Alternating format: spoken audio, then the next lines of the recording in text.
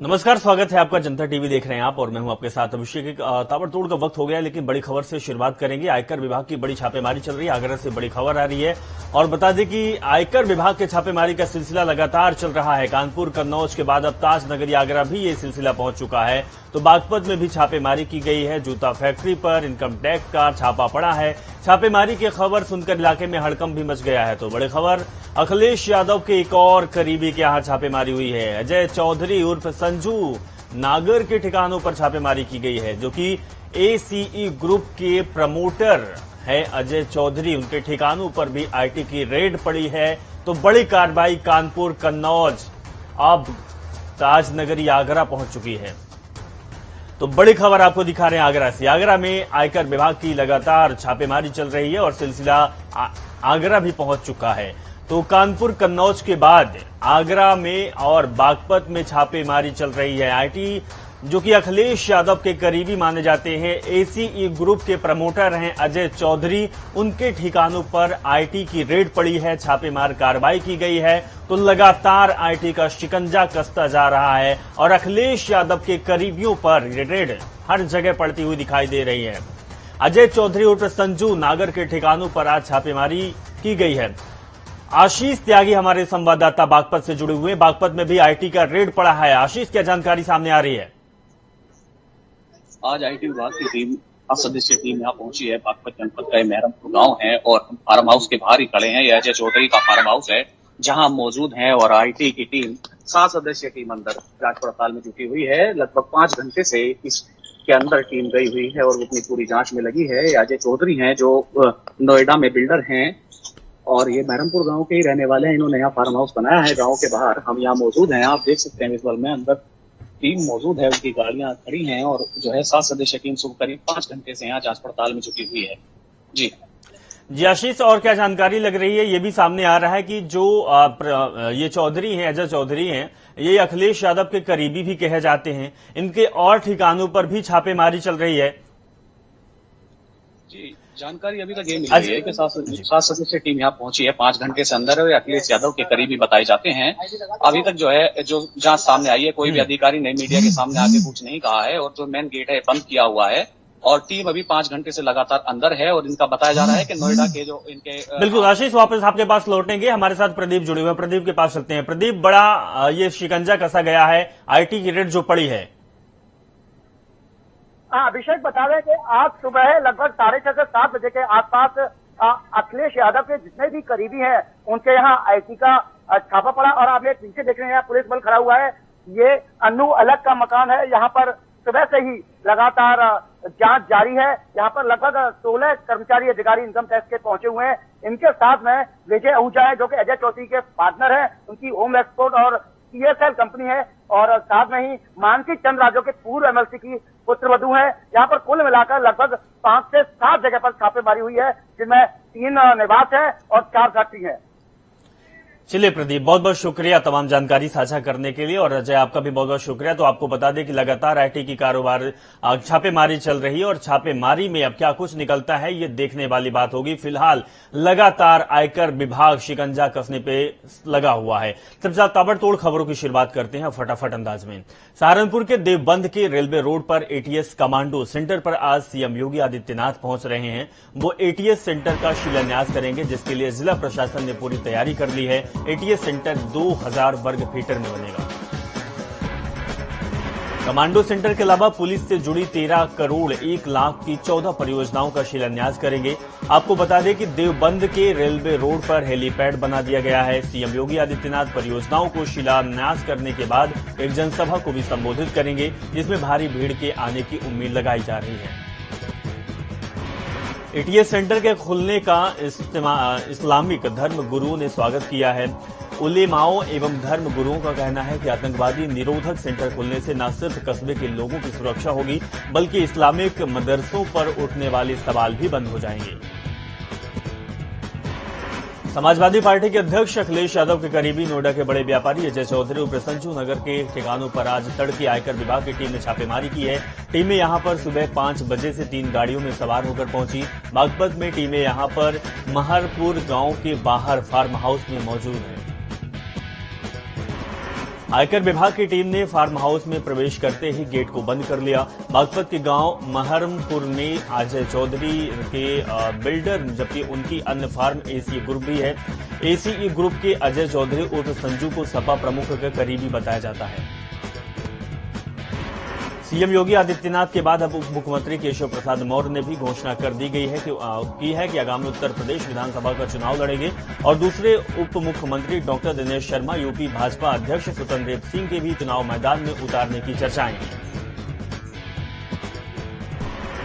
चलिए अब आपको सीधे ले चलते हैं अलीगढ़, जहां पर सीएम योगी आदित्यनाथ पहुंचे हुए और जनसभा को संबोधित कर रहे हैं। प्रदेश सरकार में मेरे वरिष्ठ सहयोगी, प्रदेश के ऊर्जा मंत्री पंडित श्रीकांत शर्मा जी, प्रदेश सरकार में गन्ना और चीनी विकास विभाग के मंत्री श्री सुरेश राणा जी, प्रदेश सरकार के ही मंत्री श्री संदीप सिंह जी, लोकप्रिय सांसद श्री सतीश गौतम जी, माननीय सांसद श्री राजवीर दिल्ली सिंह दिलेर जी, आज के इस कार्यक्रम में उपस्थित माननीय विधायकगण, श्री राजकुमार सहयोगी जी, संजीव राणा जी, अनिल परासर जी, रविंद्रपाल सिंह जी, अनूप वाल्मीकि जी, दलवीर सिंह जी, विधान परिषद सदस्य श्री मानवेंद्र प्रताप सिंह जी, श्री जयवीर सिंह जी, भारतीय जनता पार्टी के जिलाध्यक्ष श्री ऋषिपाल सिंह जी, उत्तर प्रदेश सरकार में श्रम विभाग के समिति के अध्यक्ष श्री रघुराज सिंह जी, श्री आरपी सिंह जी, भारतीय जनता पार्टी महानगर अध्यक्ष श्री विवेक सारस्वत जी, आज के इस कार्यक्रम में उपस्थित भारी संख्या में उपस्थित अलीगढ़ जनपद से जुड़े हुए सभी भाइयों बहनों, एक साथ यहां पर अलीगढ़ जनपद के नागरिकों को 7,100 करोड़ रुपए से जुड़ी हुई परियोजनाओं का उपहार प्राप्त हो रहा है, जिसमें 6,012 करोड़ रुपए की लागत से 660 मेगावाट क्षमता की यह तापीय विद्युत परियोजना का लोकार्पण के साथ ही प्रदेश के अलग अलग जनपदों में लखनऊ, हरदोई, लखीमपुर खीरी, अमेठी, फिरोजाबाद, गाजियाबाद, जालौन, बांदा व मऊ में 822 करोड़ रुपए की लागत से विद्युत सब स्टेशन का निर्माण का लोकार्पण और साथ ही गोरखपुर, महाराजगंज और मऊ में Uttar Pradesh power transmission corporation limited के 3 उपकेंद्रों का, जिनकी लागत 167 करोड़ रुपए है, इसका शिलान्यास भी आज संपन्न हो रहा है।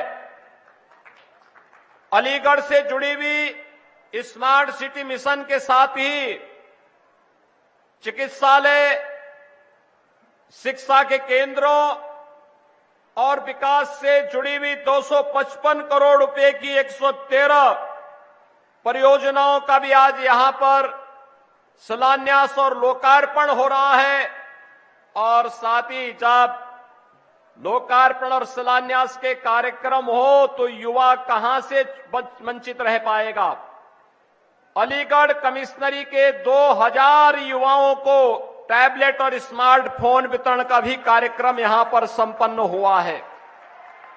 भाइयों बहनों, मैं सबसे पहले तो अपने युवा साथियों को टैबलेट और स्मार्टफोन मिलने पर हृदय से बधाई देता हूं। ऊर्जा विभाग को इस तापीय विद्युत परियोजना को एक समय सीमा पर पूरा करने के लिए हृदय से धन्यवाद देता हूं। प्रदेश की जनता को पर्याप्त मात्रा में निर्बाध रूप से विद्युत की आपूर्ति करने में ये थर्मल पावर प्रोजेक्ट पूरा होने पर मदद मिलेगी और एक निर्बाध बिजली आप सबको प्राप्त हो पाएगी। एक दूसरे से जुड़ा हुआ है यह आयोजन। जब बिजली बनेगी तभी स्मार्टफोन और टैबलेट चार्ज होंगे। नहीं तो पहले क्या होता था भाइयों बहनों, पहले की सरकारों में क्या होता था, जो श्रीकांत जी बोल ही रहे थे कि अगर कहीं से युवा स्मार्टफोन या मोबाइल फोन पा ही जाता था तो बिजली रहती नहीं थी, चार्ज ही नहीं हो पाता था। आज तो ये समस्या नहीं, और उस समस्या का समाधान करने के लिए सरकार ने नए नए पावर प्रोजेक्ट स्थापित किए हैं। और आज हरदुआगंज का यह थर्मल पावर का जो प्रोजेक्ट आज पूरा हुआ है, 660 मेगावाट बिजली यहां पर प्राप्त होगी। और इसके लिए मैं आप सबको हृदय से बधाई देता हूं, आप सबको अपनी शुभकामनाएं देता हूं। भाइयों बहनों, पावर कॉर्पोरेशन ने विगत 4.5 वर्ष के दौरान प्रदेश में लगभग 2000 मेगावाट का विद्युत उत्पादन किया है। यानी नए पावर प्रोजेक्ट लगा करके इतनी नई क्षमता का विकास किया है। पिछली सरकारें क्या करती थी, बहुत महंगे दाम पर पावर परचेज एग्रीमेंट करती थी और उसके नाम पर उसका बोझा प्रदेश की जनता पर डालती थी, जिससे बिजली भी नहीं मिलती थी, लेकिन बड़े बड़े बिजली के बिल आ जाते थे। अलीगढ़ से हम आपको लाइव तस्वीर दिखा रहे थे, जहां सीएम योगी आदित्यनाथ पहुंचे हैं और कई परियोजनाओं की सौगात दी है। साथ में विद्युत पावर प्लांट का उद्घाटन भी आज किया है सीएम योगी आदित्यनाथ ने। अब ताबड़तोड़ खबरों के सिलसिले को आगे बढ़ाते हैं और बता दें कि डिप्टी सीएम केशव प्रसाद मौर्य ने कहा है कि जनता का विश्वास पाने के लिए चुनाव लड़ना बहुत जरूरी होता है। किस सीट से चुनाव लड़ूंगा ये पार्टी तय करेगी। उम्मीद लगाई जा रही है कि केशव प्रसाद मौर्य कौशाम्बी या फिर प्रयागराज सीट से चुनाव मैदान में उतर सकते हैं। कौशाम्बी उनका गृह जनपद है, वहीं प्रयागराज कर्मभूमि है। यूपी बोर्ड की हाई स्कूल और इंटर परीक्षा के लिए केंद्रों की अंतिम सूची 24 जनवरी को बोर्ड की आधिकारिक वेबसाइट पर जारी होगी। जिला विद्यालय निरीक्षक को प्रधानाचार्यों से प्राप्त आपत्तियों का परीक्षण कर उनका निस्तारण करते हुए केंद्रों की सूची बोर्ड की वेबसाइट पर अपलोड करने को कहा गया है। सूची वेबसाइट पर 9 जनवरी को जारी कर 15 जनवरी तक छात्रों, अभिभावकों, प्रधानाचार्यों और प्रबंधकों से आपत्ति ली जाएगी। आपको बता दें कि राज्य स्तरीय समिति आपत्तियों का निस्तारण कर 24 जनवरी तक अंतिम सूची वेबसाइट पर अपलोड होगी। उत्तर प्रदेश में कोरोना का कहर तेजी से बढ़ रहा है। लगातार दूसरे दिन सोमवार को नए मामले 500 के पार चले गए। इससे 3 दिन में ही एक्टिव केसों की संख्या दोगुनी हो गई। शनिवार तक यहां यूपी में एक्टिव केस की संख्या करीब 1200 थे, वहीं सोमवार को 2200 के पार चले गए। केंद्रीय मंत्री महेंद्र नाथ पांडे और शाहजहांपुर के डीडीओ परिवार समेत संक्रमित पाए गए। यूपी के अपर मुख्य सचिव स्वास्थ्य अमित मोहन के अनुसार पिछले 24 घंटे में प्रदेश में कोरोना के 572 नए मामले सामने आए हैं। 34 लोग डिस्चार्ज हुए हैं।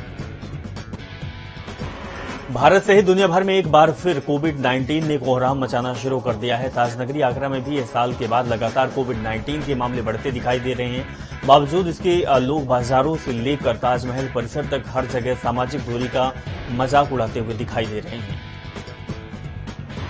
आगरा में कोरोना बम फूटा है। यहां रविवार को 28 मामले दर्ज किए गए थे, वहीं दूसरे दिन 33 नए संक्रमण के मामले पाए गए। अब आगरा में कोरोना के एक्टिव केसों की संख्या 90 के पार हो गए हैं।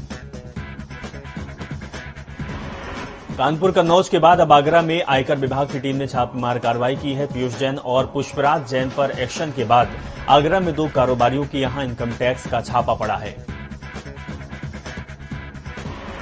आगरा के भरतपुर हाउस कॉलोनी में शू एक्सपोर्टर्स विजय आहूजा के घर और मानसी चंद्रा की जूता फैक्ट्री पर इनकम टैक्स का छापा पड़ा।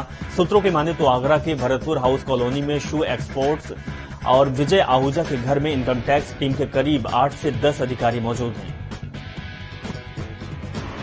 मानसी चंद्रा जूता फैक्ट्री पर भी आयकर विभाग के साथ बड़ी संख्या में पुलिस अधिकारी मौजूद हैं। दोनों जगहों पर छापेमारी चल रही है। जैसे ही इन दोनों कारोबारियों की यहां आयकर विभाग की टीमें पहुंची, इलाके में हड़कंप मच गया। वहीं सुल्तानपुर में प्रधानमंत्री को काला झंडा दिखाने वाली कांग्रेस नेता रिदा यादव को अज्ञात बदमाशों ने गोली मार दी। गोली उसके पैर में लगी। घायल अवस्था में उन्हें सीएचसी लभुआ में भर्ती किया गया है। हालत गंभीर होने पर डॉक्टरों ने उसे जिला अस्पताल के लिए रेफर किया है। गोलीकांड के बाद सीओ लम्भुआ सतीश चंद्र शुक्ला ने मौके पर पहुंचकर जांच की। होश आने के बाद रीता ने बताया कि मैं पोस्टर बैनर बनवाने गई थी, जहां घर वापस आ रही थी। उसी समय हाईवे पर लम्भुआ के पास 3 लोगों ने ओवरटेक करके मेरी बोलेरो को रोका और गाली देते हुए जान से मारने की धमकी दी।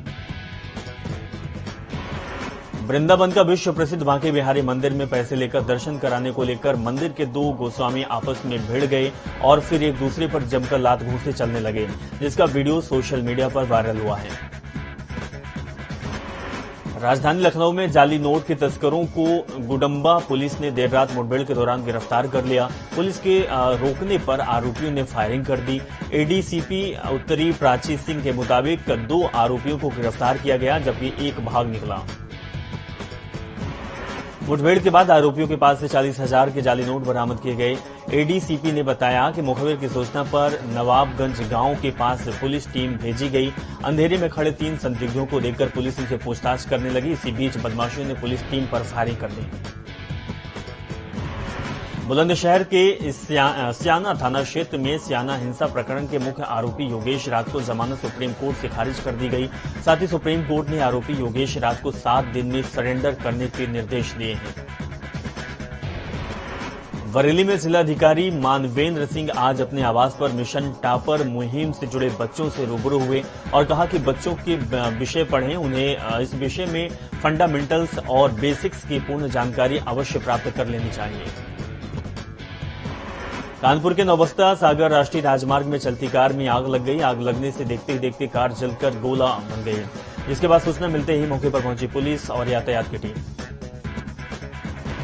हमीरपुर के मौदहा कोतवाली इलाके में नाबालिग से रेप के मामले में पुलिस कोई कार्रवाई नहीं कर रही।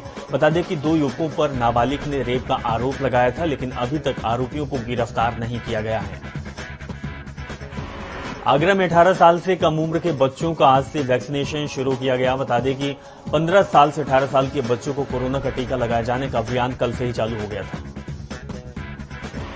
कानपुर के पंथी थाना क्षेत्र में चोरों ने 6 ट्रकों का शीशा तोड़कर लाखों की बैटरी चुरा ले गए। बता दें कि चोरों ने चौकीदार की मिलीभगत से ये घटना को अंजाम दिया है, जिसके बाद पीड़ित ने थाने जाकर चोरों के खिलाफ केस दर्ज कराकर कार्रवाई की मांग की है। आगरा में शॉर्ट सर्किट से दुकान में आग लग गई, जिससे दुकान में रखा लाखों का सामान जलकर खाक हो गया। जिसके बाद सूचना मिलते ही मौके पर पहुंची पुलिस और फायर ब्रिगेड की टीम ने कड़ी मशक्कत के बाद आग पर काबू पाया।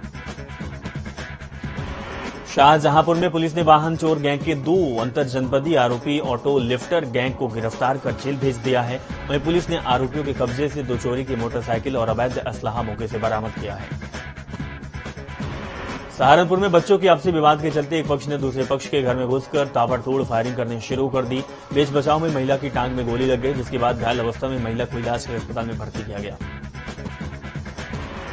नगरपालिका बागेश्वर की ओर से बागेश्वर नगर व्यापारियों पर लगाए गए यूजर टैक्स के विरोध में बागेश्वर व्यापार मंडल अध्यक्ष हरीश सोनी ने 1 दिन पहले ही बाजार बंद करने का ऐलान किया है। स्वच्छ भारत अभियान के तहत गाजियाबाद नगर निगम ने कॉलोनियों, सोसाइटियों इत्यादि में जाकर लोगों से पॉलीथीन लेकर उसके बदले लोगों को कंपोस्ट खाद दे रहे हैं। मतलब कि किसी भी व्यक्ति से अगर नगर निगम 5 किलो पॉलीथीन ले रहा है तो उसके बदले में उसको 5 किलो कंपोस्ट खाद भी दी जा रही है। फतेहपुर के बिन्नी कोतवाली क्षेत्र में पुलिस की संयुक्त टीम ने ऑपरेशन शिकंजा के तहत अंतरजनपदीय 4 शातिर शराब तस्करों को गिरफ्तार किया है। पुलिस ने इनके पास से 24 शराब पेटियां और लगभग 100 लीटर अल्कोहल और एक लग्जरी कार समेत अन्य सामग्री भी बरामद की है। गोरखपुर में जिलाधिकारी कार्यालय पर फरियाद लगाने गई महिला ने जहर खा लिया। महिला के जहर खाने से अपराधियों और अधिकारियों में हड़कंप मच गया। आपको बता दें कि आनंद फानंद में पुलिस ने महिला को इलाज के लिए अस्पताल में भर्ती किया। फतेहपुर के वकेवर के मुसाफा क्षेत्र में जमीनी विवाद को लेकर दो पक्षों में जमकर मारपीट हो गई। मारपीट में 4 लोग घायल हो गए, जिन्हें इलाज के लिए अस्पताल में भर्ती किया गया। वहीं मारपीट का वीडियो सोशल मीडिया पर तेजी से वायरल हो रहा है। मथुरा के जिला अस्पताल में बाइक सवार मां बेटे को एम्बुलेंस ने रौंद दिया, जिस कारण दोनों के अस्पताल लाते समय रास्ते में ही मौत हो गई। जिसके बाद सूचना मिलते ही मौके पर पहुंची पुलिस ने शव को कब्जे में लेकर पोस्टमार्टम के लिए भेज दिया। बिजनौर के सिवाला कला थाना क्षेत्र में मेडिकल कॉलेज की छात्रा अस्पताल में फांसी लगाकर आत्महत्या कर ली, जिसके बाद सूचना मिलते ही मौके पर पहुंची पुलिस ने मामले की जांच पड़ताल शुरू कर दी। लखनऊ के गुडम्बा क्षेत्र में पुलिस और बदमाशों ने एक दूसरे मुठभेड़ हो गई, जिसमें 2 बदमाशों को पुलिस ने गिरफ्तार कर लिया। वहीं गिरफ्तार बदमाशों के पास से पुलिस ने 40,000 के करीब फेक करेंसी बरामद की है। यूपी के 75 में से 66 जिले में एक साथ वीर गया कोरोना ने दस्तक दी है। बता दें कि नोएडा सबसे ज्यादा संक्रमण का मामला नोएडा से आ रहा है। वहीं लखनऊ, गाजियाबाद, मेरठ कोरोना केस लगातार इन जिलों में बढ़ते जा रहे हैं। हरदोई के कछौना कोतवाली क्षेत्र में भीषण सड़क हादसे में भाई बहन की मौत हो गई। वहीं पिता और बेटे समेत 3 लोग बुरी तरह घायल हो गए, जिन्हें इलाज के लिए जिला अस्पताल में भर्ती किया गया, जहां उनका इलाज चल रहा है। अंडरवर्ल्ड डॉन बबलू श्रीवास्तव के अस्पताल में हालत बिगड़ गई। बता दें कि जिला अस्पताल में स्वास्थ्य परीक्षण के लिए लाया गया अंडरवर्ल्ड डॉन बबलू श्रीवास्तव भारी सुरक्षा व्यवस्था के साथ जिला अस्पताल पहुंचा। अलीगढ़ में सीएम योगी आदित्यनाथ के आगमन से पहले विद्युत मीटर लेव में भीषण आग लग गई, जिसके बाद सूचना मिलते ही मौके पर पहुंची पुलिस और फायर ब्रिगेड की टीम ने कड़ी मशक्कत के बाद आग पर काबू पाया। बादा में पुलिस ने काशीराम कॉलोनी में अचानक छापेमारी की। छापेमारी के दौरान पुलिस ने कई कमरों की तलाशी ली, जिसमें पुलिस को कुछ मात्रा में मादक पदार्थ भी मिला है। इस दौरान पुलिस ने आधा दर्जन लोगों को हिरासत में लेकर पूछताछ शुरू की है। गाजियाबाद के कोर्ट परिसर में भी वकील चैम्बर के पास एक युवक का शव लावारिस हालत में पड़ा मिला, जिसके बाद सूचना मिलते ही मौके पर पहुंची पुलिस ने शव को कब्जे में लेकर पोस्टमार्टम के लिए भेज दिया और जांच पड़ताल में जुट गई। बादा के कैलाशपुरी कोतवाली क्षेत्र में नवविवाहिता की संदिग्ध परिस्थितियों में मौत हो गई। मृतका के परिजनों का आरोप है कि बेटी को फांसी लगाकर हत्या की गई है, जिसके बाद सूचना मिलते ही मौके पर पुलिस पहुंची, शव को कब्जे में लेकर पोस्टमार्टम के लिए भेज दिया। आगरा के बाय थाना क्षेत्र में कुछ बदमाशों ने 13 साल की नाबालिग का अश्लील वीडियो और फोटो बनाकर वायरल करने की धमकी देकर किशोरी से पैसे ऐंठने के लिए ब्लैकमेलिंग कर रहे थे, जिसके बाद पीड़ित के पिता ने थाने जाकर आरोपियों के खिलाफ केस दर्ज कराकर कार्रवाई की मांग कर रहे हैं। मेरठ में जनता टीवी के खबर का असर देखने को मिला। प्रसपा की रैली में अव्यवस्था के मामले में पुलिस आयोजक के खिलाफ मुकदमा दर्ज कर वैधानिक कार्रवाई कर रही है। आगरा के एतमादौल थाना क्षेत्र में धर्मवीर नामक युवक की हत्या का मुख्य अभियुक्त खचेरा और पुलिस के बीच मुठभेड़ में आरोपी घायल हो गया, जिसके बाद पुलिस ने आरोपी को गिरफ्तार कर लिया। गिरफ्तार अभियुक्त के पास से पुलिस ने बाइक, तमंचा और एक कारतूस बरामद की है। गाजियाबाद के दिल्ली मेरठ डासना एक्सप्रेस वे पर कार की टक्कर से किसान की मौत हो गई, जिसके बाद हाईवे पर पहुंचे हजारों ग्रामीणों ने शव रखकर जाम लगा दिया। वहीं सूचना मिलते ही मौके पर पहुंची पुलिस ने ग्रामीणों को समझा बुझाकर जाम को खुलवाया। ताबड़तोड़ खबरों में बस इतना ही। आप देखते रहें जनता टीवी। नमस्कार।